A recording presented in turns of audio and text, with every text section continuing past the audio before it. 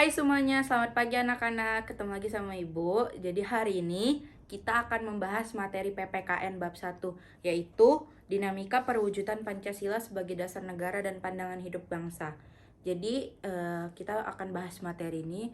Mungkin kita bahasnya sedikit aja dulu ya biar semuanya ngerti. Oke, jadi sekarang kita langsung mulai aja ya ke materinya.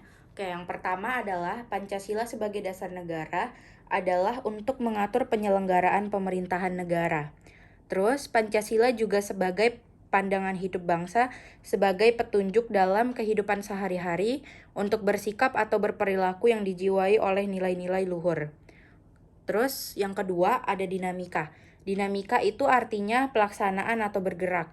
Dinamika juga membahas tentang pelaksanaan wujud dari Pancasila di negara Republik Indonesia. Nah, sekarang yang pertama adalah masa awal kemerdekaan pada tahun 1945 sampai 1959.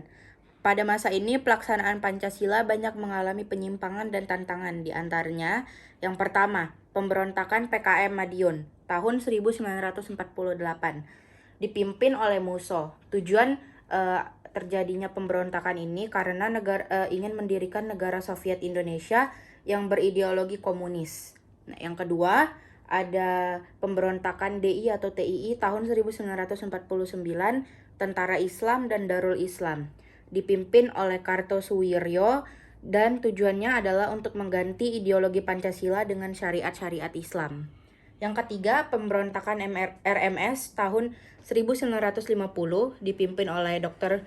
Soumouki yang bertujuan untuk memisahkan diri dari Indonesia dan membentuk negara sendiri, yaitu negara Republik Maluku Selatan. Yang kedua sekarang adalah masa Orde Lama di tahun 1959 sampai dengan tahun 1966.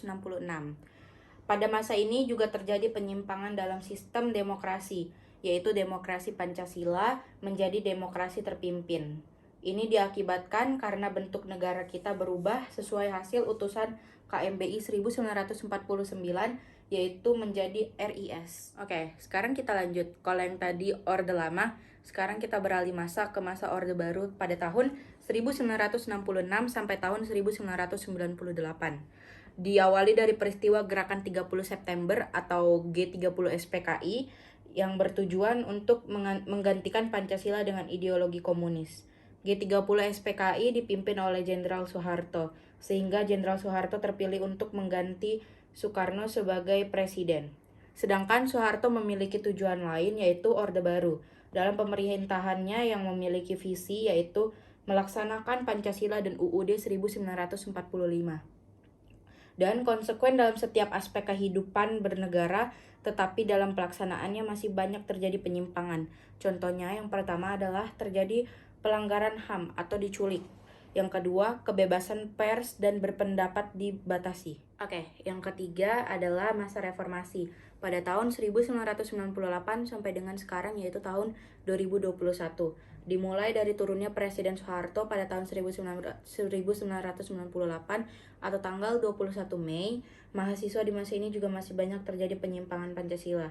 1. Timbulnya kebebasan tanpa batas atau kebebasan dalam bergaul. Yang kedua, terjadi penurunan etika moral. Yang ketiga, terjadi penyusunan ideologi lain yang tidak sesuai dengan Pancasila. 4. Terjadi krismon atau krisis moneter. Contohnya adalah terorisme dan ekstremis, dan yang terakhir konsumenisme atau gila berbelanja. Oke anak-anak, jadi materi kita hari ini cuma sampai masa reformasi dulu. Nanti kita akan lanjut ke materi yang lain. Terima kasih udah mengikuti pembelajaran hari ini. Semoga bermanfaat untuk kalian semua. Terima kasih.